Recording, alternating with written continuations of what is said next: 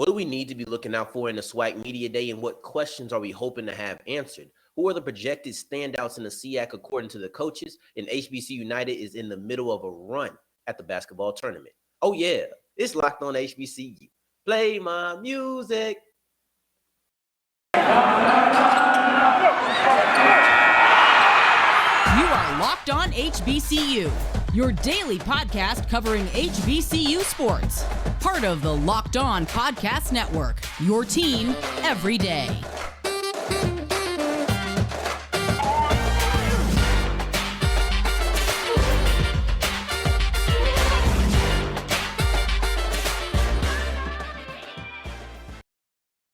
What's going on, family? Welcome back to another episode of the Locked On HBCU podcast, your number one daily one-stop shop for everything HBCU athletics, Monday through Friday, part of the Locked On Podcast Network, your team every day. And I, of course, am Darian Gray, a.k.a. the Mouth of the South, Texas Southern alum and former TSU Herald Sports editor. Thank you for going on this journey with me, making Locked On HBCU your first listen of the day every day.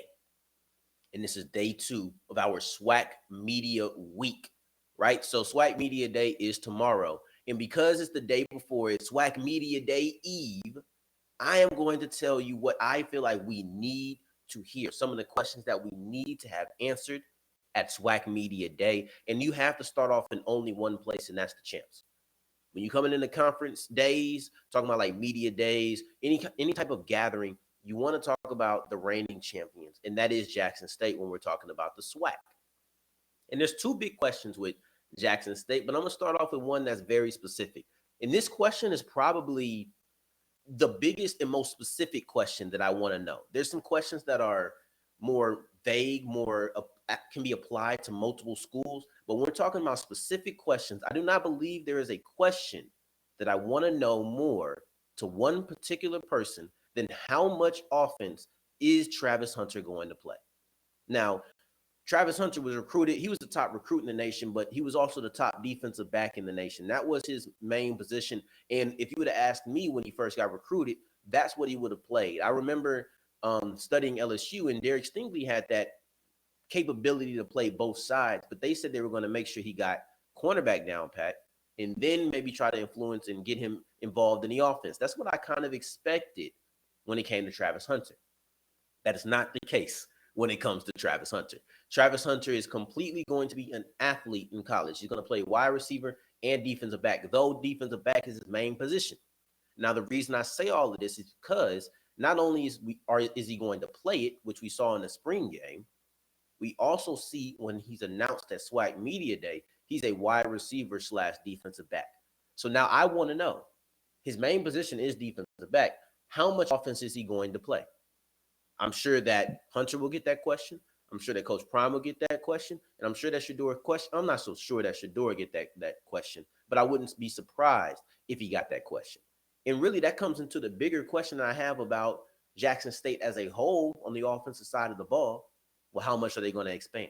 What's going to change? You got a coordinator, you got a new running back, you got new wide receivers, you got new offensive linemen. The only real constant is the quarterback of Shedeur Sanders. Everything else, up in the air. That's it. And let's keep this rolling. Let's keep the ball rolling, the momentum and the flow. We're going to stick it at quarterbacks. Who's going to be the quarterback for some of these guys?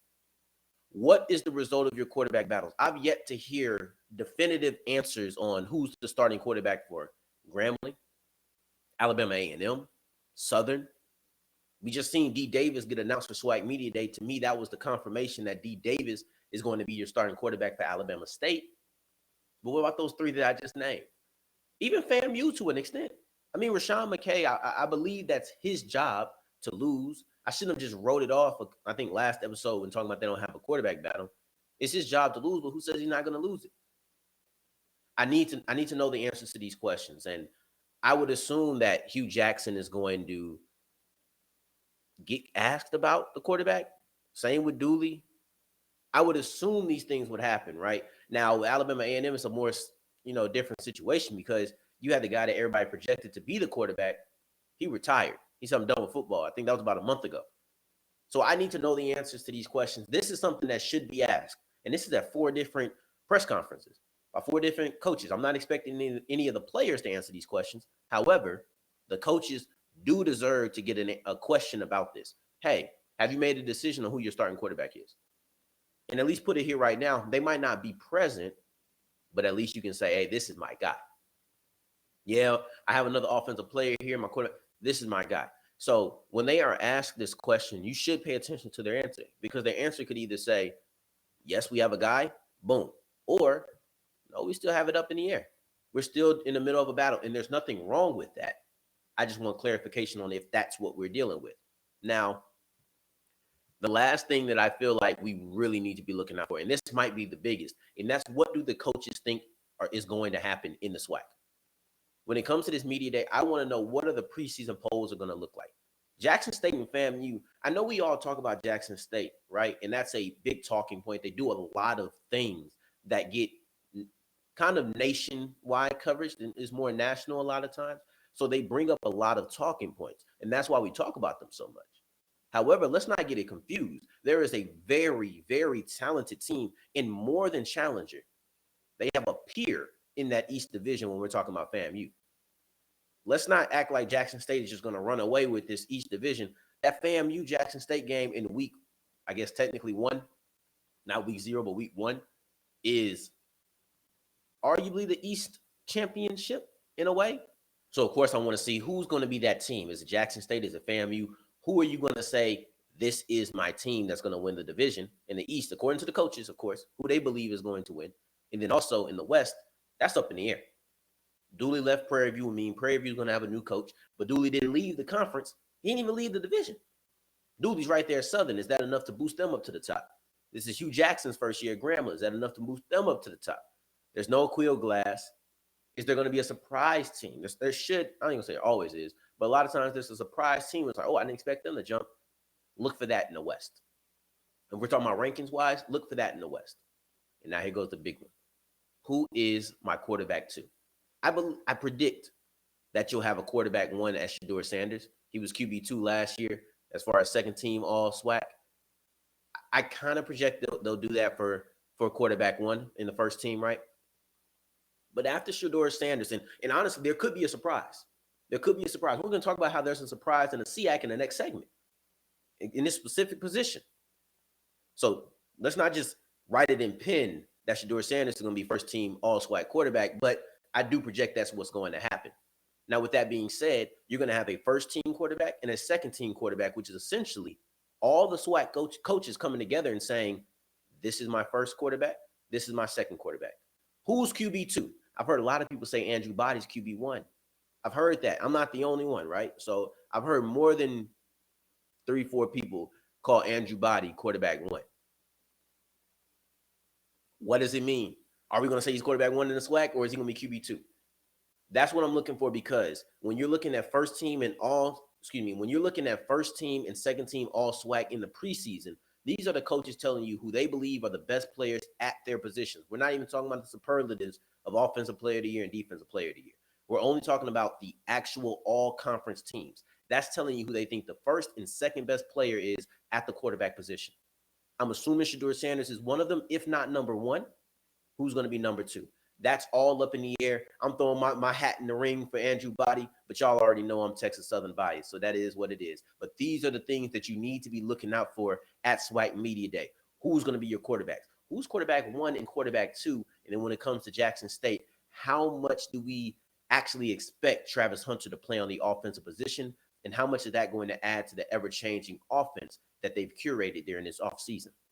Now, going forward, I promised you that we're going to be talking about a jump at the specific position of quarterback in the SIAC, and we have that with a player who is kind of coming out of nowhere to get the reins and claim stake to the offensive player of the year in the preseason, according to the coaches in the SIAC. But before that, let me tell you about Built Bar, because Built Bar is the best protein bar on the market. Now, you can eat them before you go work out. You can eat them as a snack. They're not fatty, so there's no reason to even feel guilty about eating them, right? So you can eat them at any time. They have the taste of a candy bar, but all the benefits of a protein bar. So if you want to work out, take it. If you want something tasty and that's it, take it. I got a new package of Built Bar sent to me, and I'm always ecstatic every time the new Built Bar hits the mail. I'm like, oh, man, got me one, right? I posted on Instagram because that's how I was like, man, these things are delicious and I want to spread them in the world. Make sure you put your puffs in the fridge. Make sure you put your puffs in the fridge because you don't want them to melt and you want them to be absolutely delectable. That's just a little pro tip from a first person point of view. Make sure you try those. They are absolutely delicious, full of protein, full of flavor, low in fat. Chef Kiss, absolutely delicious. You can get them at built.com and use the promo code LOCK15 for 15% off your offer. All right, keep on rolling on today's episode of Locked on HBCU. Thank you for making us your first listen of the day. Every day, I do appreciate it. In our top 50 NFL players who move the betting lines more than anybody else, that list is out today, and it's according to the odds makers at Bet Online. You can find this on the Locked on NFL podcast page, wherever you listen to your podcast, and then also YouTube. Now, today's word of the day is emolument, meaning the money, gifts, or prerequisites that someone receives due to their job or position. I want to talk about the All-SIAC because in the last segment, I told you there was a player who made a significant jump at the quarterback position, and that is Dionte Bonneau. He is your projected, I want to say he is your projected offensive player of the year in the SIAC, according to the coaches. Dionte Bonneau is a quarterback for Albany State. Let me repeat that again. Dionte Bonneau is a quarterback for Albany State. Yes, you're champions, but also the team that is absolutely known for a shutdown defense. We're talking about defensive stalwart, Albany State. We're talking about tier 1 defense, Albany State. We're talking about how many points are we going to allow today? Probably not that many, Albany State. We're talking about a team where you question if you're going to score 2 touchdowns against them. We question how many points, period, because they had so many shutouts. Albany State. You combine that defensive powerhouse with a player that is the caliber of a SIAC player of the year, we might have a Bowie State type year. And I understand that is a super high bar to set. I'm not joking. I'm not exaggerating. I completely believe that. The dominance that they showed on the defensive side of the ball, you pair that with a superstar quarterback, because that's what the player of the year is. He's somebody who's going to elevate everybody around you. But then also, it's not just about, oh, he has good arm talent or he has the intangibles. No, it's not just the intangibles. You need tangible proof of what you did. And that is statistics, proving that you probably had the best offense in the conference. That's how you get offensive player of the year. You don't get it by being the fifth best offense in the league. You don't get it that way. Not in a conference as small as the SIAC or really conferences in college, period. Maybe in a 32 team like the NFL. No. Here in college, you have to be probably 1 or 2 best offenses and have a really good record. But this is scary. This would be scary for the SIAC. If this is truly how they believe is going to happen, having a quarterback who is going to likely elevate everybody on your team, or at least have everybody on the team that's going to elevate them, either way, because it really doesn't matter if we're talking about team success. It's just about having a dominant offense. This is a team that's going to be tough to stop, because how do you stop somebody who has a dominant defense and a superstar quarterback? How do you do that? You're not going to have a bad offense with a superstar quarterback. You're just not going to have it. I don't care if you're talking about player of the year or not. You're just not going to have a bad offense with a superstar quarterback. That's how I feel. That's just how I personally feel. And we're talking about a big jump for him because he was 5th in passing yards per game. The SIAC first team and second team quarterbacks from last year are still here. They're still here in the conference, and they have him jumping them. This is a supreme jump and something that has a lot of confidence, maybe because he was high in touchdowns, though he wasn't too high in attempts, but he didn't have a lot of yards. So they are projecting the offense for Albany State, to expand.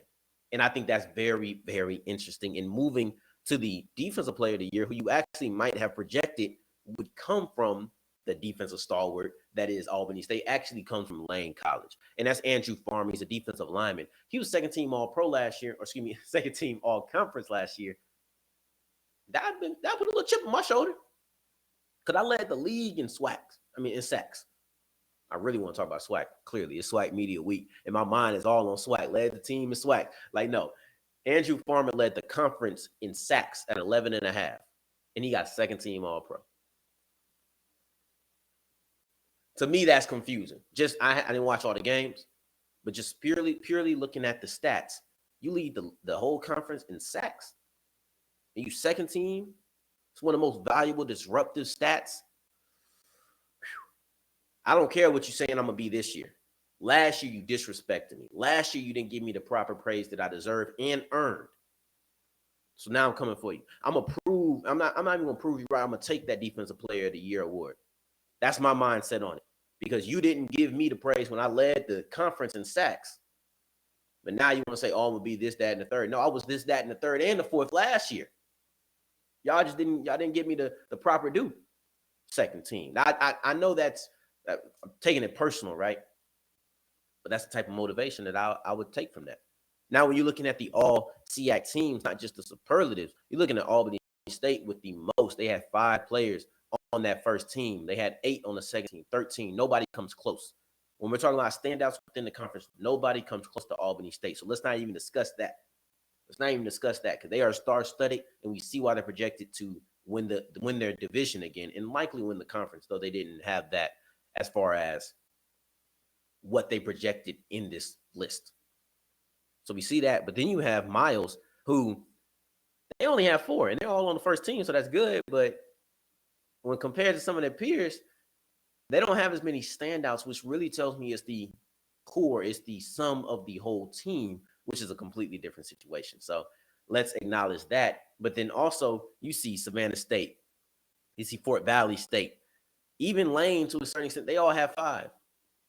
They're all building up. So when you're looking at the standouts who have 5 or more, Fort Valley, Savannah State, and then Lane, and then also Albany State, of course. Don't want to forget them. Even though I said we're not going to talk about them, we do have to add them to the list because they have way more than 5. They got 5 on the first team. So when you're just looking at it, these are the teams that have the most standouts, but I wanted to make sure that we highlight the Offensive Player of the Year and then also the Defensive Player of the Year. That Bonneau jump, if that really happens, Albany State is going to be something fierce, something to work with. But going forward, we're going to be talking about the HBCUnited team in the basketball tournament. This ain't 2021, baby. In 2022, they are on a crazy run and having a lot of fun out there in Rucker Park. We're going to be talking about the success that they've had in this year as opposed to last year as we continue going forward with Locked On HBCU.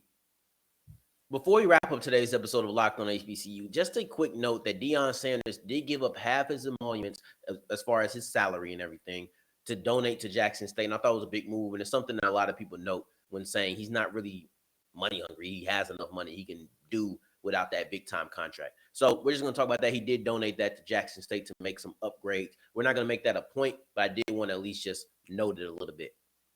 The point as we wrap up today's episode is that the HBCUnited team in the basketball tournament, which is called, quote, the basketball tournament, end quote, that's the name of it, right? They've actually had a really good run.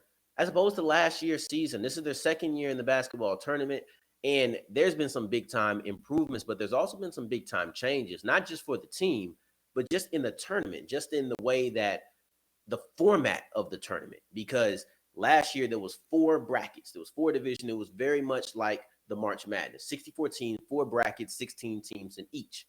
This year they downsized the bracket, still 64 teams, but you have less teams in the bracket. They downsized the amount of teams in the bracket and upsized the amount of brackets. So now instead of 4 16 team tournaments, you're going to have 8 team tournaments all coming together, right? So that's how you're going to do it.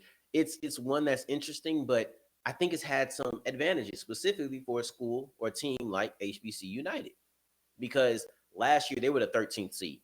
Now, I don't know what they would have been if you made 8 brackets, where they would have fell. I don't know, right?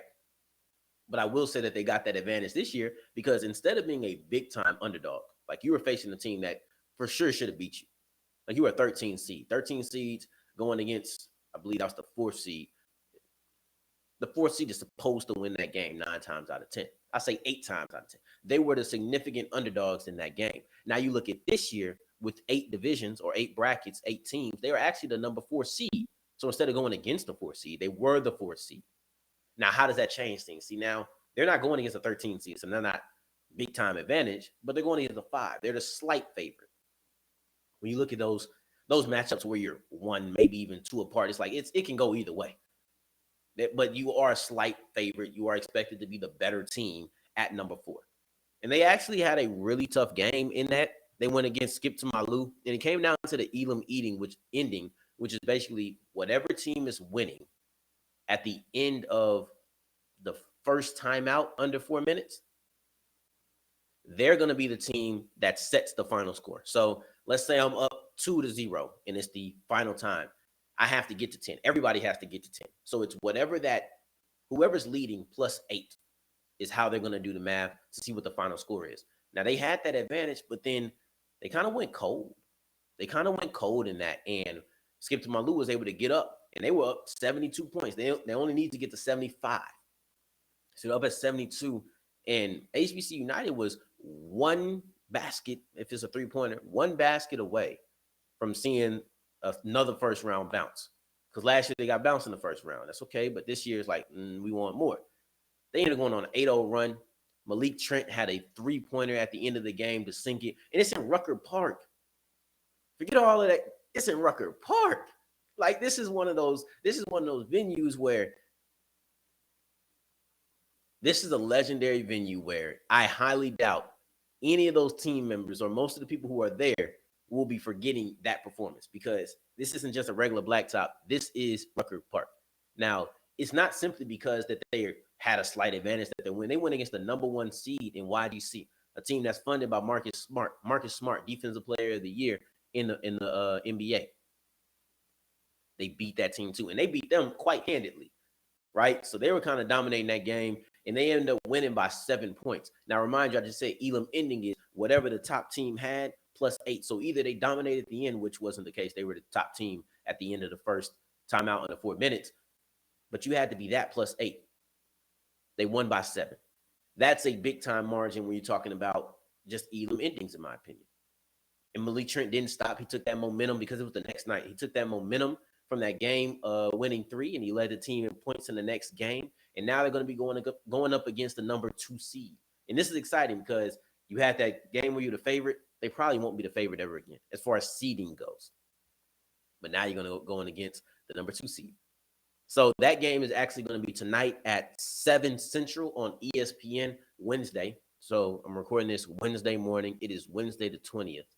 And this game is going to be happening at 7 p.m. Central today. So make sure you're checking this out. If you already listened before 7 o'clock, if you didn't, rush to the TV and see if it's still on. It's going to be on ESPN. Thank you for making us your first listen of the day. Every day, I do appreciate it. And on Friday, we will be back as we culminate SWAC Media Week, recapping SWAC Media Day, which will be happening on Thursday. This has been really fun. I've enjoyed these last 2 episodes, and I'm crossing my fingers that we get some of the answers to the questions that I posed today so we can come on and actually talk about those quotes on Friday.